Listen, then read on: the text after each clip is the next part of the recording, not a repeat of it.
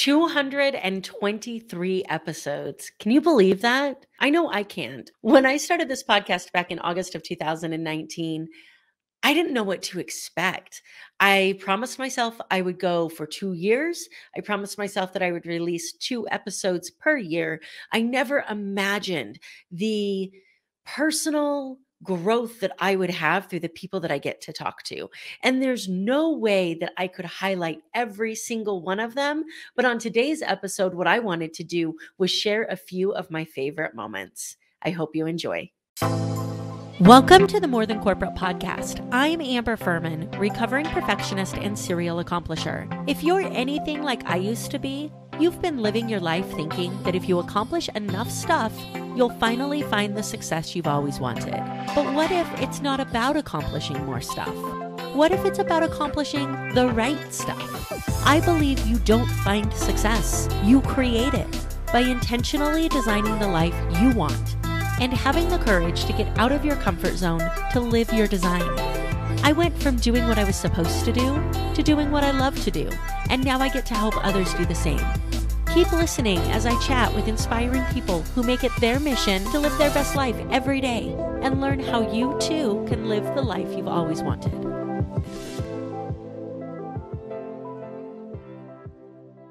Episode 202, Reshaping Success with Dustin Bogle. You had mentioned video games, and I wanted to comment on something that I saw on your posts this last weekend that you had instituted for your family, like a no screen Sunday. And I thought that was really cool. So you grew up with video games, and now we have kids that are not just growing up with video games, they're living on video games. And so you had instituted this no screen Sunday, and it had like this impact on your life. Can you talk about what was the driving force behind that and what effect you saw for your family?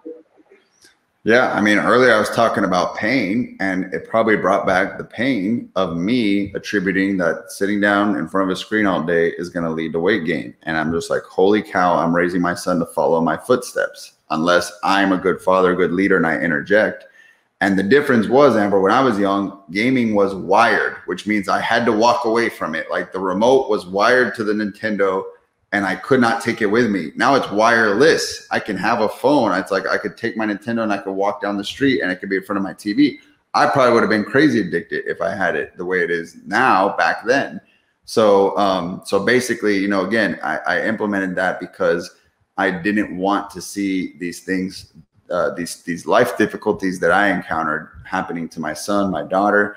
And also I just know that, you know, they're just being completely distracted and you know, entertained all day, which is not a good way to kind of grow up. That you think I wake up and be entertained, go to sleep, right?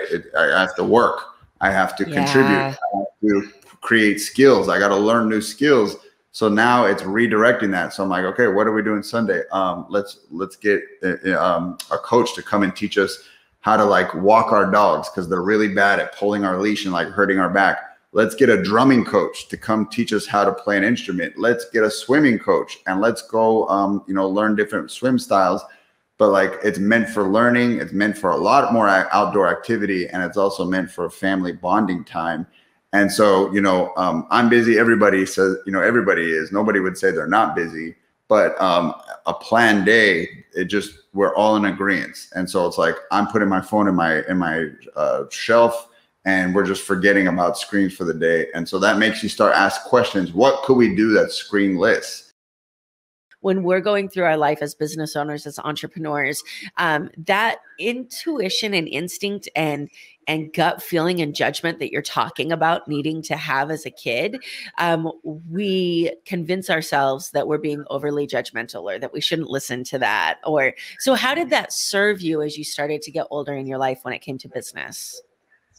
Yeah, that's a good question. I think the first thing is I actually resorted to hiding from the world because my parents, my everything that I saw was danger. You know, if you just see gangs and you know, drug deals and guns and weapons, you just start to say, well, I guess I should stay home because that's where things are safe. I shouldn't open myself up for relationships because I don't know what I'm going to get into. And so that's where the weight gain began, was that I stayed inside and I just came glued to my TV. I watched TV. That was an escape, you know, to see these fun stories and adventures and movies. And then I started playing, you know, a lot of video games. You know, being a gamer is what, you know, it's called today. It's kind of got a cool title, but basically just, you know, again, escaping. And it was through food and through entertainment that I just tuned out what was around me. I could escape through this tube in front of me. For those entrepreneurs that are saying, I really love what I'm doing, it's a great break from, you know, maybe it's a side hustle, maybe you're working on building a business, but you've hit your capacity of what you can do alone. And you're making that decision of, do I bring in help? How do I do this? And they're worried about exactly what you just said. They're worried about quality control. What is maybe 2 tips that you have for somebody to help them maintain the quality standards that you have with your clients when you bring in that person that's going to have their own style and they're not a robot? Love it. So exercise I do with my leadership team quarterly is a simple 4-quadrant piece of paper exercise. And so, you know, your standard 4 quadrants on a piece of paper, and it's love it, like it, dislike it, and hate it. And so you just list everything you do, and do you love it, like it, dislike it, or hate it? And the first step is to get everything you hate off your plate ASAP. And so you want to delegate that, because guess what? What you have in your hate quadrant, as crazy as it sounds, it is in somebody else's love quadrant, right? So for me, I do not like anything related with like payroll and taxes and paying bills and like making sure everybody's getting paid. And so like that would be in my hate column. But our CPA, it's in her love column. She absolutely loves it. She wakes up and it brings her joy. So it's about swapping those things out. I mentioned it, you know, earlier, like car stuff. Like I hate cars, the oil changing and the brake pad. And the guy, when I go get it fixed, he's like, hey, come around here. I want to show you what I did with your water pump. I don't care, dude. Let me just pay you. This is in my hate category. So like you love it. This is your love category. Here's my money. I'm happy to pay you, but let me get out of here. And that's why I have a job and everybody has a job. Whatever you do that you love, somebody else hates. And if you can make it as painless and as fun as possible, you will have a lot of business sent your way. So that's the first thing, is find what you hate in your business and get it off, because that is draining your energy and your excitement for what you do. And you're probably procrastinating on it, and you're probably doing a shortcut version of it while someone else will do it with like a very good attention to detail.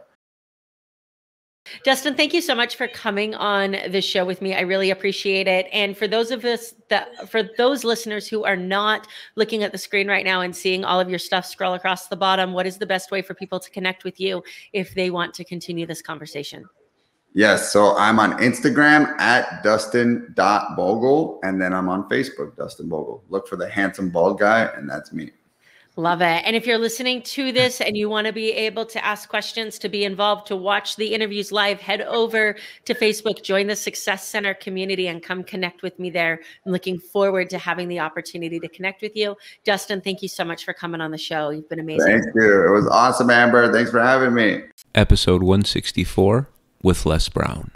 One of the things that you say, and I think it's in the very early part of your newest book, is be hungry for a life that will outlive you. And I read that, and so I have a group of friends that we always call when we're reading a book, and we're like, hey, I just heard this, and I know that you need to hear it too. And I think I made 4 phone calls when I read that statement. Be hungry for a life that will outlive you. You talk about your story so much, and learning what that meant for you. When did you know that you were meant for more?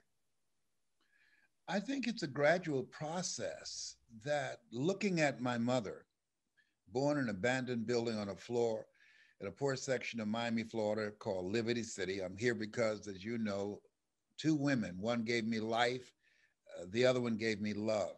God took me out of my biological mother's womb and placed me in the heart of my adopted mother. And she took my twin brother and I and 5 other kids in.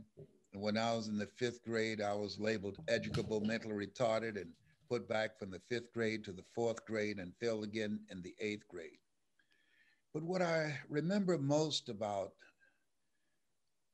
our mother, she was a person on a mission. She never had any children herself, and she wanted to do that. She wanted to raise children. She wanted to share her life with someone. And and every day she got up. There's a spirit of optimism. Although we had tough times, we were poor, but we didn't know it. You know, she worked on Miami Beach, and she worked for these wealthy families, and and she cooked for them, and we ate the food left over from the families that she cooked for.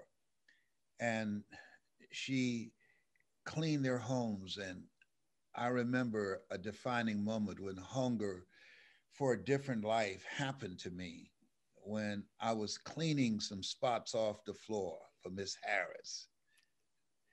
And she said, Miss Harris, Mamie, go find this hat for me that's in another room. On that day, hunger was birthed in me. And Mama went, and she went in the room. And then I heard, Amber, I heard Mama clapping her hands.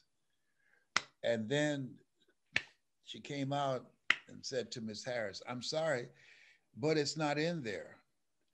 But while Mama was in there, I asked her, I said, Mama, why are you clapping your hands? And she said, don't you worry, you just continue to do what you're doing. And then Miss Harris said, well, go down and look in the room on the left. And sure enough, Mama went down there, and she got in the room, and she started clapping her hands again.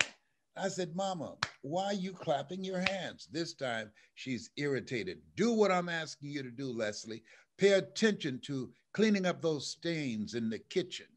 And at that time, Miss Harris walked over to me, and she said, I can tell you why she's clapping her hands. And I looked up at her and I said, why? When I have colored people looking for something and I can't see them, I make them clap their hands to make sure they're not stealing. Amber, I dropped the washcloth, I stood up, and I looked her in the eyes. And this time, Black people were not allowed to look white people in the eyes. You will be brutalized by the police or put in jail. I looked her in the eyes and I said, my mother is not a thief. She would not steal from you or anybody. She loves you and she loves your children. My mother's a Christian. She is not a thief. And Ms. Harris was so startled, she just walked away. And I got back down on the floor and I started scrubbing the spots on the floor. And I said to myself, never again, never again. This will never happen again to my mother. When I become a man, I'm going to work so that I can buy groceries for our family. We won't have to wait for someone to eat. And then we eat the leftovers. I'm going to be able to buy clothes for us, and we won't have to wait and get hand-me-down clothes. And nobody will ever make my mother clap her hands again. You mentioned this as well. It's not just other people's opinion, it's your own, right? I think there's a quote in your book, no matter what you think, you don't know enough about yourself to doubt your own abilities. And I kept thinking, like, how many times do we tell ourselves we can't do it? And that may start to come from outside sources, but eventually we reinforce that. So when you talk about that interruption and the people that you spend your time with, being able to make sure that you have somebody that can say, hey, don't say that to yourself, is just as important. We reinforce what has been instilled in us. This idea of being hungry. I think that anybody who's listened to you talk has heard these words, right? And we know, I mean, I certainly know what it feels like to be hungry for food, but what does it mean to be hungry? What does this mean? To be hungry is, to me, to live a heart-centered life, to live a life that resonates with you, to live life from the spirit of why you are here. A job is what you get paid for. A calling is what you are made for. And people that are hungry, they find a way to win. they step out of line. They don't follow the crowd. Be ye not conformed to this world. Be ye transformed by the renewing of your mind.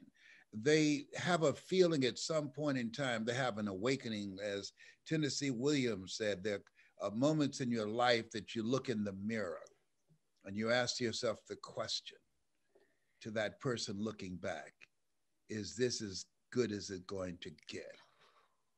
Am I going to be any better than this?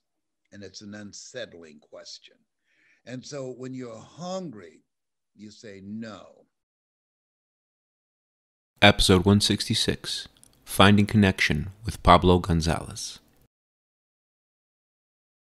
Pablo, how does one become a chief connection officer? Listen, Amber, so two things, right? Number one, in my thesis of community creation for business development, early on, I identified this idea that every company needs to have somebody that is a C-level executive whose sole focus is to find the alchemy between your clients, your employees, your network, your partnerships, and figure out how to serve connections between that. Because that, from a personal level, I have always found that is the people that do the best in life are those people, are the people that get to know people, find out what they're about, connect them with somebody that they know. So it just only makes sense to me that in this future vision that I have, where community creation is the tool that everybody needs to abide by, which I really think is coming, because I think the world is automating and digitalizing and blah, blah, blah, blah, blah. And employee churn and customer churn and all these things are going to continue to happen as everything gets commoditized.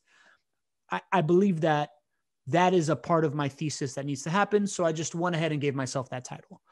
On another side of it, I'm obsessed right now with category design and category king creation. And the key tenet to that is the idea that marketing yourself as different is better than marketing yourself than better, right? So within the idea that different beats better, I've realized that I've done this throughout my life. The human brain likes to categorize things, right? So the moment that somebody puts you as, oh, you're an attorney, you just go into the bucket of attorneys, right? The moment they put you into, oh, you're a podcaster that's in lifestyle design that happens to create law, now you're in your own category, right? There's no other attorney that's doing what they're doing. And now you reside in a special place in people's brain that they think of you differently when the word comes up. They don't associate you with attorney, they associate you with somebody that can help them find a better life, right? So the idea that we try to fit into this box, right? When people ask you what you do and you say, I'm an accountant, people are just going to be like, okay, well, that goes into like the list of like 35 accountants I met at the last Chamber of Commerce event. But if you talk about, if you're an accountant and people ask you what you do and you're like, listen, man, I'm really passionate about solving for tax returns for people that have 3 children and are looking to buy a house, right? Like immediately it just separates you, right? So it's like, market towards the thing that you're trying to solve to, not your solution, right? Like I'm trying to create connections. So I'm telling everybody, listen, we need to understand that people are valuable. Like the more different somebody is, the more valuable they are to you, because the more you have to learn to them. And I never shut up about that. And because I never shut up about that, people automatically assume that I have the solution for, okay, then how do I learn from others? How do I connect with other people? How do I bring people into my life? Simply because I'm addressing the need that I'm trying to solve.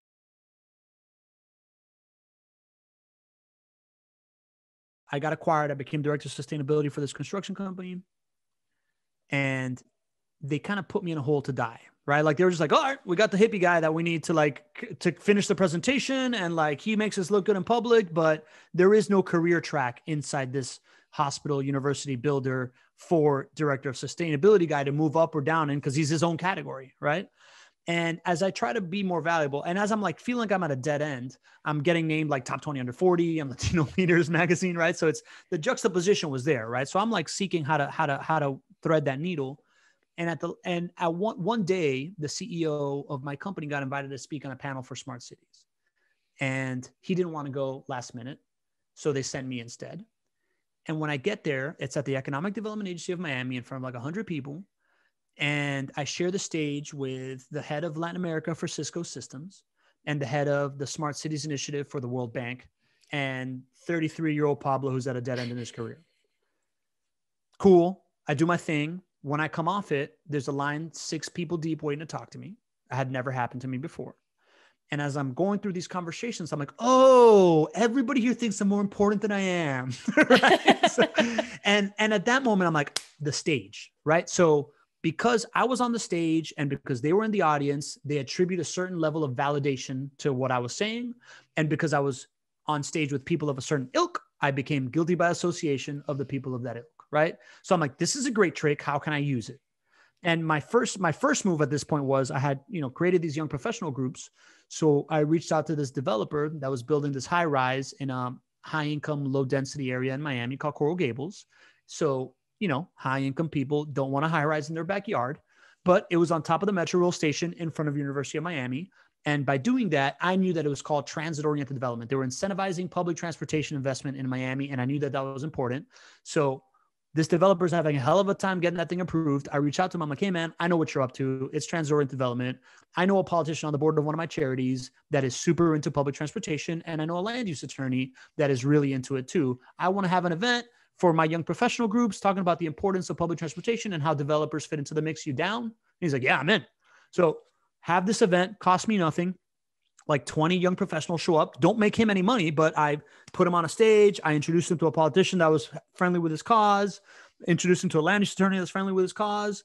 A week later, he's in the office saying, hey man, you guys going to bid on the $60 million project or what? Right. So we're backdooring this big project. And, that was the transcendent moment of, okay, so now I figured out that when you connect with people, it's about having value, right? Like finding people's value and enabling relationships. And the stage is the multiplier of that. Episode 184, Finding Your Intuition with Bill O'Haron. One of the most powerful things that I've learned recently is the fact that, people are in your life for a particular period of time. So that 15 minutes that you get, you can be distracted and maybe miss out on an amazing 15 minutes of conversation. Totally. Or you can be present and in the moment and have something that impacts your life in exactly the way it's supposed to impact it. And then go on to the next thing that impacts your life. But you can't do that if you're split and your mind is in 4 different places at the same time. 100%. Robert Monroe wrote 3 books. There's the Monroe Institute down in Virginia. His daughter runs it. And he studied out-of-body experiences for literally 45 years. And what he says, and this correlates to what all the research shows with people that have near-death experiences, people that go and come back, he says, all we have in life is shared experience. That's all there is. We're not going to take the computer. We're not going to take the car. All this is moments of shared experience. And it's a matter of, did you give it all for that moment or did you not? Did you hold something back? And, as I was listening to you describe your life, and just every moment when possible, there's something rich in there, because if that's all we take with us is some kind of moment, and it's a series of moments, then, I just started, when I read that 12 years ago, I'm like, man, I just got to slow down and have these moments.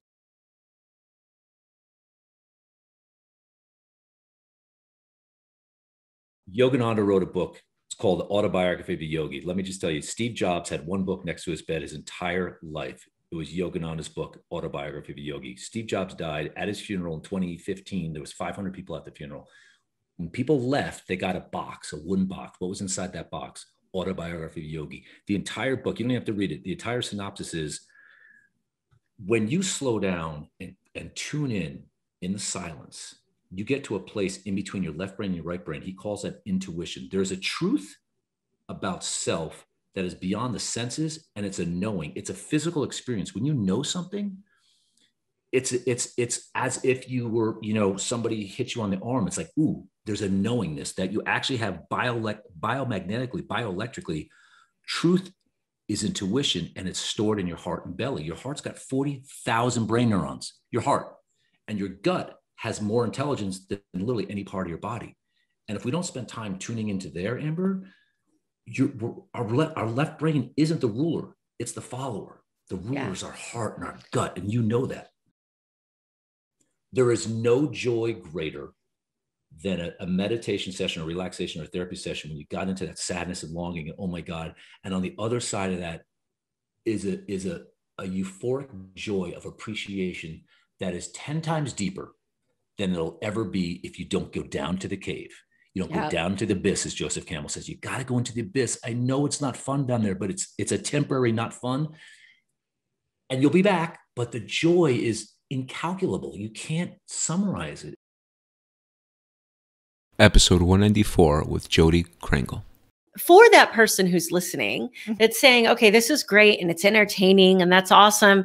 I'm not a musician. I don't why do I care about voice? Like, why should the common business owner or common entrepreneur, if that's even a thing, care about voice and how to use it properly?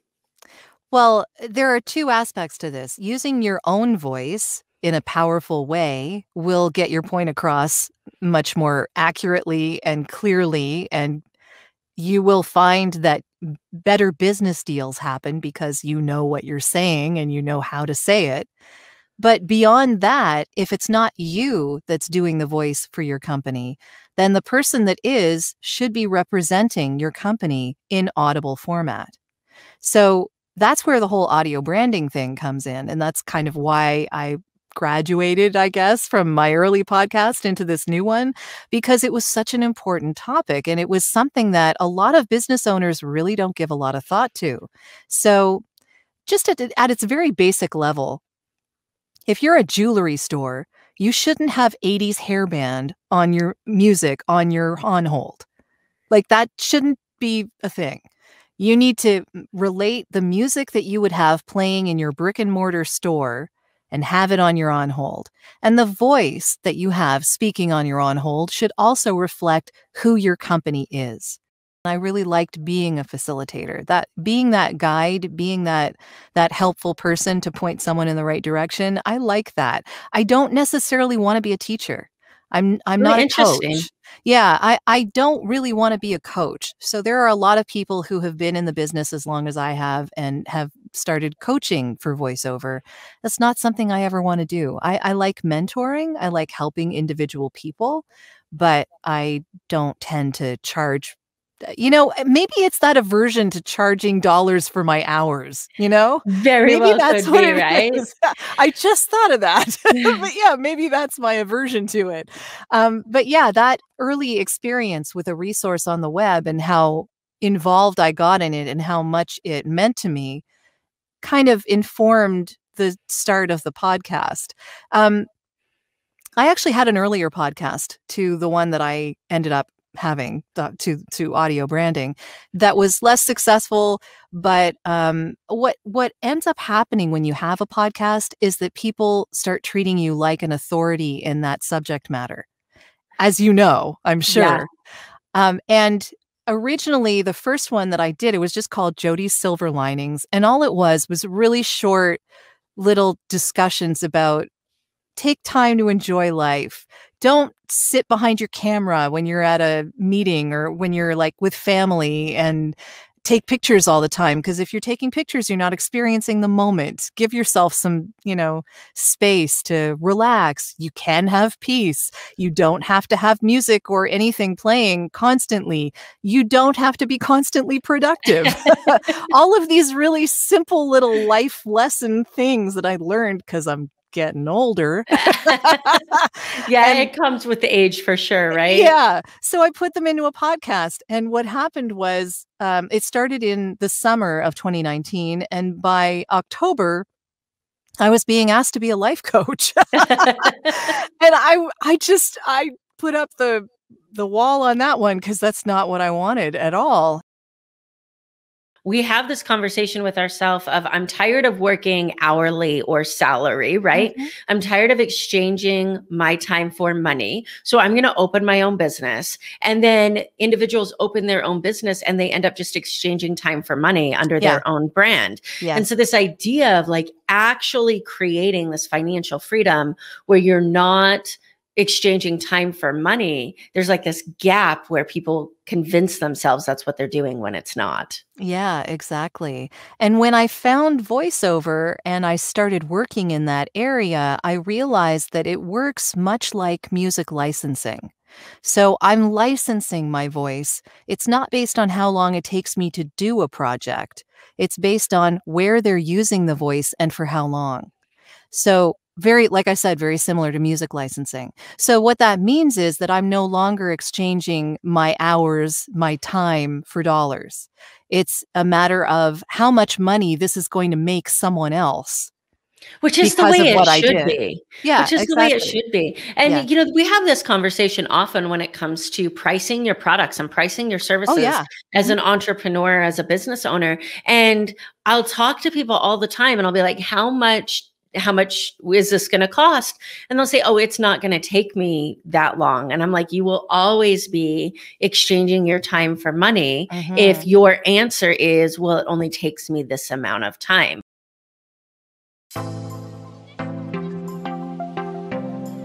Thank you so much for listening to this episode of the More Than Corporate podcast. If anything that was said during this episode resonated with you or provided value in any way, it would mean the world to me if you would head over to iTunes and leave a rating and review for the More Than Corporate podcast. Thank you so much for taking the time to do that. I'm really looking forward to connecting with you. If you'd also like to connect, I've created a Facebook group that is full of amazing people who also make it their mission to live their best life every single day. If that sounds like something that you're interested in, the name of that Facebook group is Success Center. Head over there, request to join, and I look forward to connecting with you soon.